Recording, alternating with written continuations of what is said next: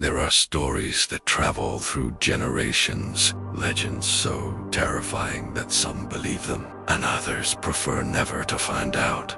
If they're real, these are whispers from the shadows of history, tales that cling to the edges of our world like a persistent fog. They speak of things that defy explanation, entities that haunt our oldest fears and challenge our understanding of reality. Tonight, we journey into the heart of that darkness, exploring the most chilling legends the world has ever known. We will peel back the layers of myth to reveal the terrifying core of human curiosity and dread, questioning the thin veil that separates our world from the things that go bump in the night. Our first stop is the frostbitten wilderness of North America, home to the Wendigo. More than just a story to frighten children. This legend speaks of a gaunt, skeletal spirit born from human desperation and cannibalism. Imagine a creature impossibly tall, with skin stretched tight over its bones, its eyes burning with an insatiable hunger for human flesh. It is said to stalk the coldest forests, its presence marked by an unnatural silence and the smell of decay. To hear its whisper on the wind is to know that you are being hunted by a hunger that can never be satisfied. A chilling reminder of what humanity can become when pushed to its absolute limit. From the frozen north, we travel to the humid, dense jungles of the Philippines, where the Manananggal takes flight. By day, she appears as a beautiful, unassuming woman, but as darkness falls, her torso detaches from her lower body, and she sprouts massive leathery wings, with her entrails dangling beneath her.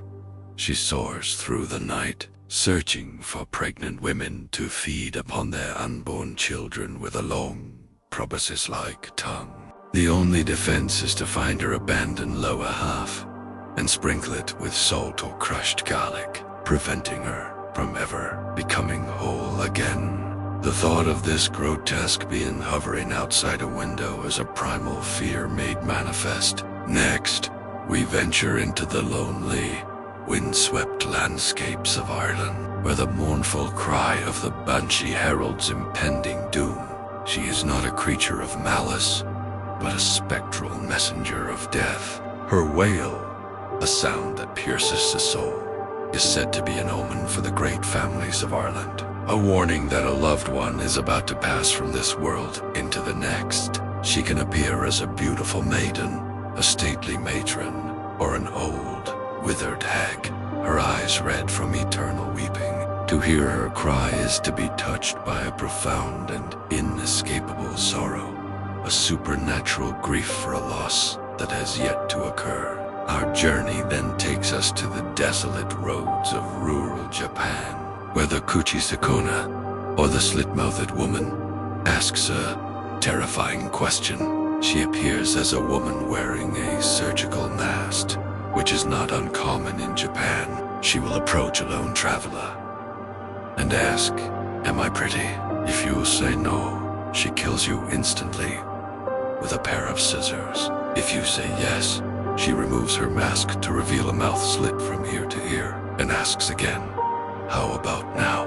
If you scream or say no, she cuts you in half. If you say yes, she'll slice your own mouth to mirror hers. There is no right answer, no escape from her horrific brand of vanity and vengeance. Finally, we arrive at a place cursed not by a single entity, but by its own dark history. The island of the dolls in Mexico.